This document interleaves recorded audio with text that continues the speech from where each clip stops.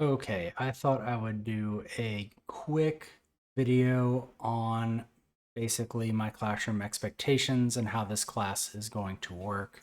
This is basically going to follow the syllabus, but also if anybody joins the class mid-year, you'll have this as a resource as well.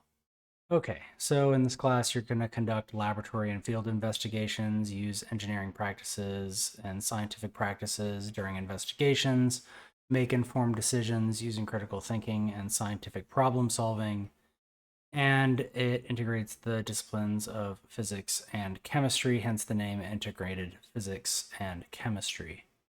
So all this is basically summing up. This is a science class where we're going to be doing labs and taking data. There's a lot of math integrated into it. I'll help you out with it. Moving on, my tutorials will be on Monday afternoons from 3 p.m. to 4 p.m. and Tuesday from 3 p.m. to 4 p.m. Coach Jimenez will be in the morning. That should say a.m., but 6:30 a.m. until the start of school. All right, required materials. I'll make another quick video laying out how the notebook is going to work. But the two things I'm going to require from you is simply a notebook or a lab folder and a pencil. All right, really quick, let me cover the materials you're going to need to bring to class. Number one is going to be something to write with, aka a pencil. So just something like this. I'll have something for you to sharpen it with if you don't have a sharp pencil, and um, your lab notebook slash lab folder. So it could be a notebook like this with perforated edges so you could tear out your lab reports and hand them to me, or one of the spiral notebooks works as well with a spiral binding. I actually prefer those personally. And then honestly, the best one for the class will be the folder. And you can just write your name on the top to differentiate it as yours. You might want to put like the class period there. And something that you can do is you can put in loose leaf, and that will be basically your pages of notes as well as your lab reports. Make sure you start a new page for the lab reports and then put your name in the top right corner. That way I can identify it as yours when you pull out pages to turn in, and when when I'm looking at your notes. Okay, for our grading, almost every unit is both going to have a lab summative and like the traditional paper test or summative test. So lab reports are going to be due the next school day after the lab. So if the lab is on a Wednesday, the officially the lab report will be due on Thursday. I will take lab reports up to a week after the lab or 5 school days. So 1, 2, 3, 4, 5. If you get it to me on a Wednesday, I will still take it. After Thursday, if it is not turned in by Thursday, don't bother giving it to me. It will be a 0 on this day because it is over a week due. All right, and as far as the paper tests are concerned, you must take the paper test in class in order to receive full credit, except for extenuating circumstances, hospitalizations, that nature. Make sure you contact me about that kind of thing. A makeup version of the test will be posted on Schoology after test day. So you can log into Schoology and find a version of the test on Schoology. And whatever you score on this, I will multiply your grade by 0.7 so that if you get a 100 on this test, it can boost your grade up to a 70. If you miss test day for whatever reason in the classroom, coordinate with me so we can do your test in the classroom, but during a conference period or a tutorial period. That way you can get full credit for the test, and don't do the makeup test. Don't open the makeup test until after you've attempted it in the classroom. All right, formatives. So formative assessments or daily grades will count for 40% of your grade, whereas summatives will count for 60%. There's going to be usually 2 to 3 that I'm going to take per week. Your formative assessments will help me determine what knowledge needs to be reinforced. So they kind of help me know where you're at. And if you, I've had this problem before where people say, oh, well, it's only 40% of my grade. Maybe I could just ace the test and turn in like half this work. but I also build the formatives so that you have practice necessary to do well in the summatives.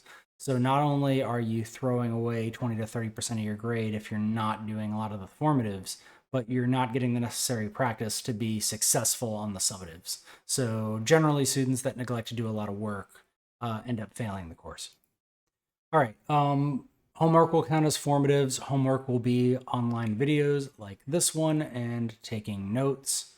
I will verify homework with weekly notebook checks, which will be a formative grade. All right. All students are going to be required to pass a lab safety quiz as well as sign a lab safety contract. I'll explain that more on lab safety day in class. So attendance, students are not allowed to enter the class after the tardy bell rings unless you have a tardy pass or a check-in pass or something issued by a secretary. And then as per TEA regulations, if you have missed 15 minutes or more of instructional time, I'm required to mark you absent for the class period. So as far as makeup work is concerned, if for every day an assignment is late, AHS policy, you will receive a 20% reduction in your grade. So 1 day late an 80, 2 days late a 60, and so on. So for major assignments like projects and tests, I already kind of mentioned this with the like if you miss test day, reach out to me, preferably before you miss the day, and let me know that you're going to have to come to tutorials and make up the test. That way I'm not going to actually reduce your grade. I'm just going to basically reschedule your test for the next tutorial Monday or Tuesday. Also, if you have an unexcused absence and you just decide not to communicate with me, then you're going to receive a 0 on the assignment. All right, cheating, don't do it. Don't copy off of each other.